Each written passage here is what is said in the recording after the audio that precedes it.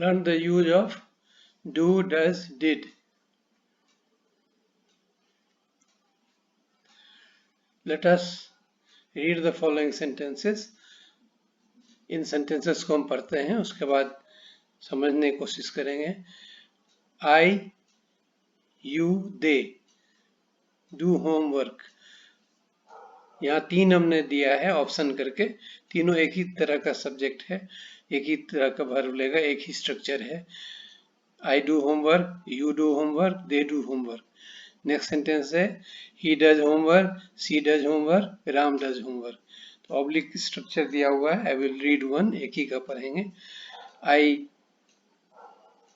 do not do homework, she does not do homework, I did homework, they did not do homework, they do homework.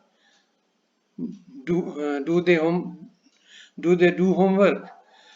Does Ram do homework? Did he do homework? In the above sentences, do, does, did have different uses. Do, does, did के ऊपर के sentence में अलग अलग काम हम देख रहे हैं. कहीं क्वेश्चन बनाने में हेल्प कर रहा है, कहीं नेगेटिव बनाने में हेल्प कर रहा है, कहीं मेन वर्ब के रूप में काम कर रहा है. हम पढ़ेंगे इनके बारे में.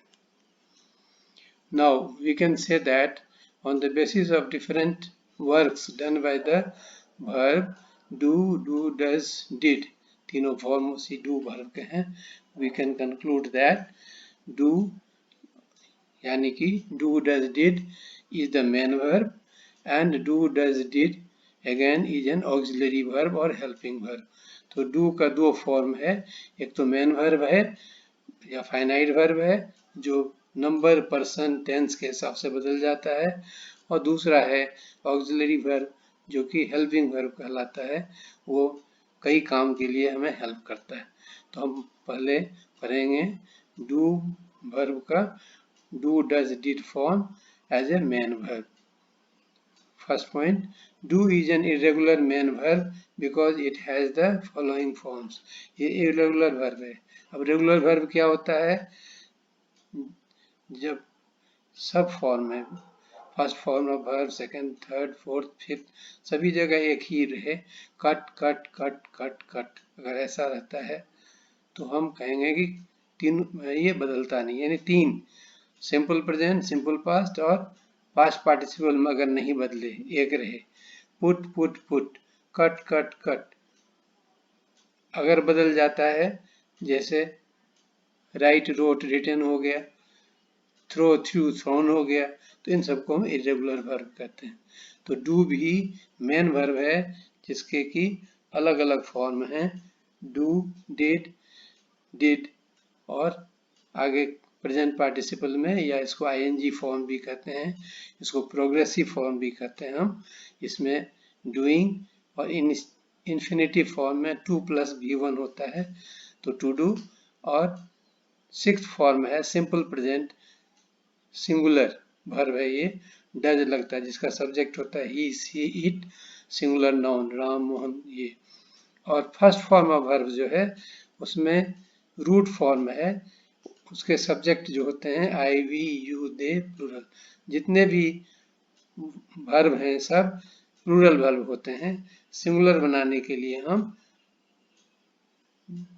डज का हेल्प लिए, या फिर वर्ब के फॉर्म सिंगुलर होते हैं, एस लगता है, ई एस लगता है, इस तरह से बनता है. हम वर्ब में पढ़े हैं. Now the use of do as a main verb in simple present tense in affirmative sentence. I do homework, we do homework, you do homework, they do homework, students do homework, Ram does homework, she does homework. Other uses आता है I do exercises daily, we do swimming daily. यहाँ do main verb की तरह काम कर रहा है, जहाँ हम अलग अलग काम बताते हैं. She does running speedily, Mohan does rock climbing every Sunday. तो यहाँ डू, डज, ये सब जो है हेल्प करता है, मेन वर्ब के रूप में है, हेल्प नहीं कर रहा है, मेन वर्ब के रूप में काम कर रहा है. यहाँ इंट्रोगेटिव सेंटेंस बन रहा है, does he go to the market, तो ये मेन वर्ब का काम है। अब डू यू लव स्वीट्स, यहाँ भी डू से हम इंट्रोगेटिव सेंटेंस बना रहे हैं, तो डू का हेल्प है। नाउ थर्ड यूज में आता है in past tense as affirmative sentence. हम डू का पास्ट टेंस में अफर्मेटिव सेंटेंस बनाने के लिए जब यूज करेंगे तो डू का पास्ट टेंस डिड हो जाता है। तो I did homework, we did homework, you did homework, they did homework, student did homework, इस तरह से he she did homework। अब do does did ये ऑक्सिलरी वर्ब के रूप में, हेल्पिंग वर्ब के रूप में क्या क्या काम करता है, अब इसके बारे में हम पढ़ेंगे। Use of do as an auxiliary verb in simple present tense. पहला काम है ऑक्सिलरी वर्ब का in making interrogative sentence. Do I go to the market, अगर हम कहते हैं I go to the market तो ये अफर्मेटिव सेंटेंस है, और डू लगा के हमने बना लिया तो ये क्वेश्चन बन गया।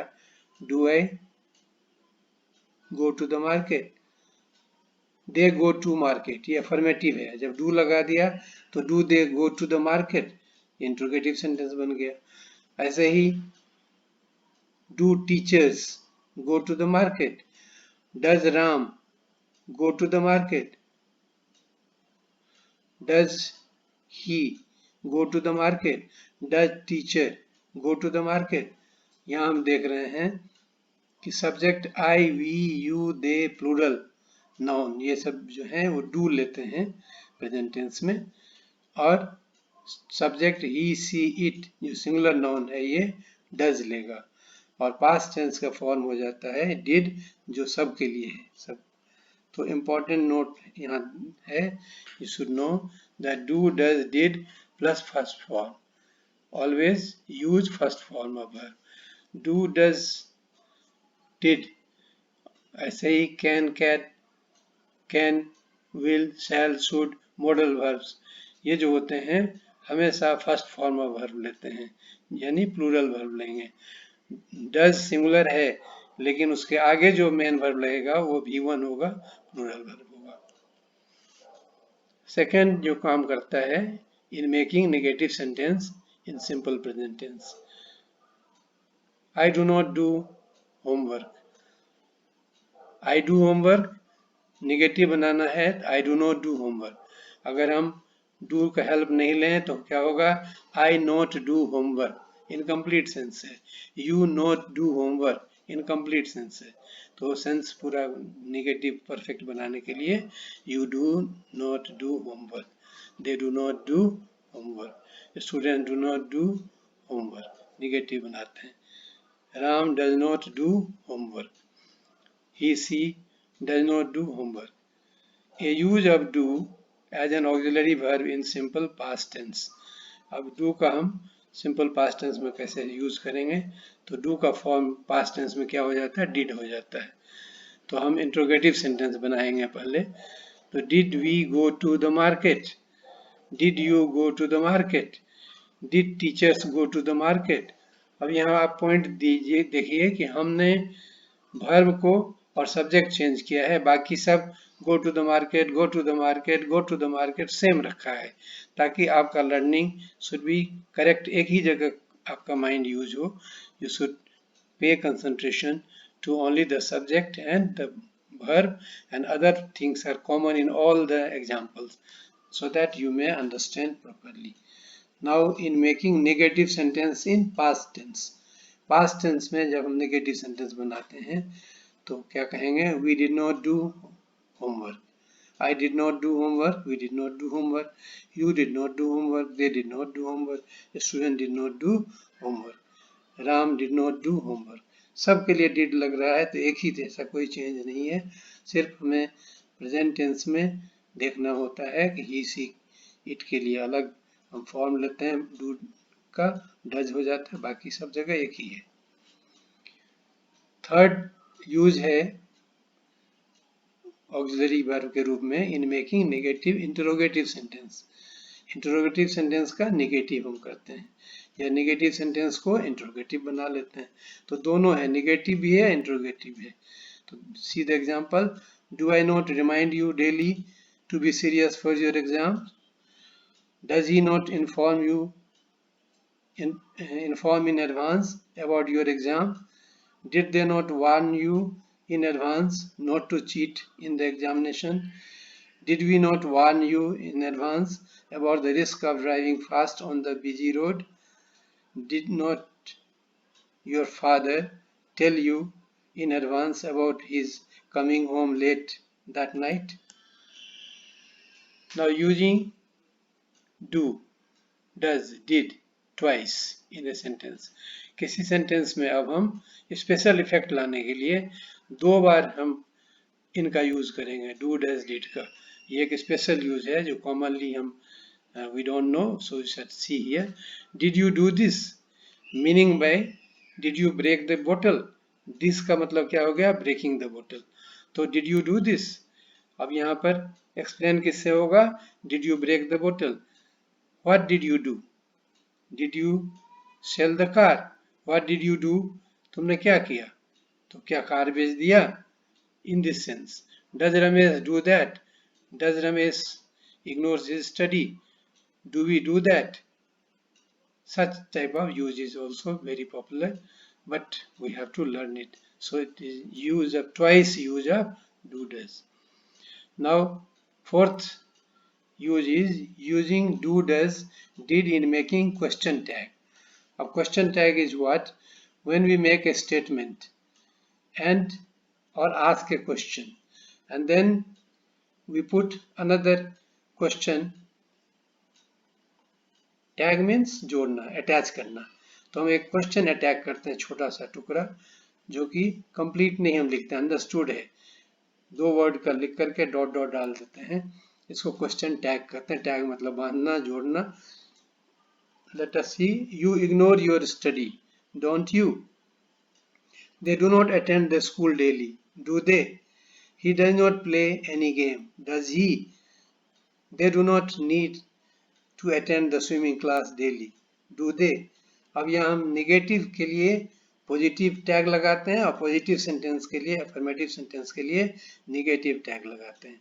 पहला सेंटेंस पॉजिटिव था तो डोंट लगा दिया, डोंट यू. दूसरा निगेटिव था तो डू दे, ऐसे कर दिया. तो in this way it is important. You are required to make the list. यहाँ हम बहुत लंबा करेंगे तो बहुत टाइम लग जाएगा एक्सप्लेन करने में. तो चार पांच example I have given.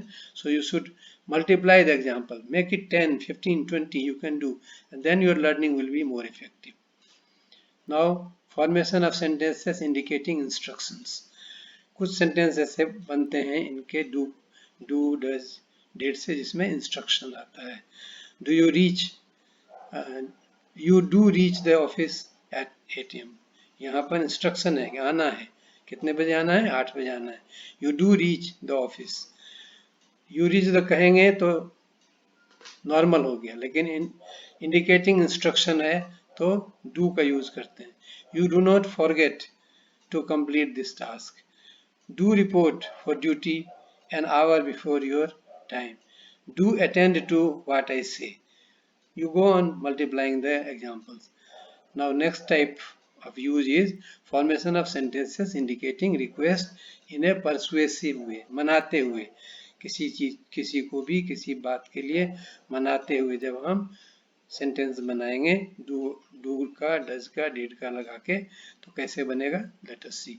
Please do attend my nephew's reception party. भूलना मत, जरूर आना. तो परस्यू कर रहे हैं, प्लीज लगा के रिक्वेस्ट कर रहे हैं. Please do not miss to attend my grandson's birthday party. Do not fail to remind my boss for my salary. Now formation of imperative sentences to give instruction, advice, etc. Don't use does. इसमें does का use नहीं होगा, बिल्कुल ध्यान रखना है. So I have put it in bracket and underlined it. Do be quiet. That means you be quiet. यहाँ पर you इग्नोर्ड है, पहले सेंटेंस में छुपा हुआ, अंडरस्टूड है. Do come in, when you ask may I come in sir, may I come in madam, the reply is yes come in और do come in. हाँ जरूर आओ. Do go, you must go, you should go, so do go. Do not remind again. You do not remind again. Here do not remind means किसको कर रहे हैं? You को कर रहे हैं. Now for complete contents, more contents are available on my website www.englishontips.com. grammar के writing, word study, class 11 and 12 के complete study material.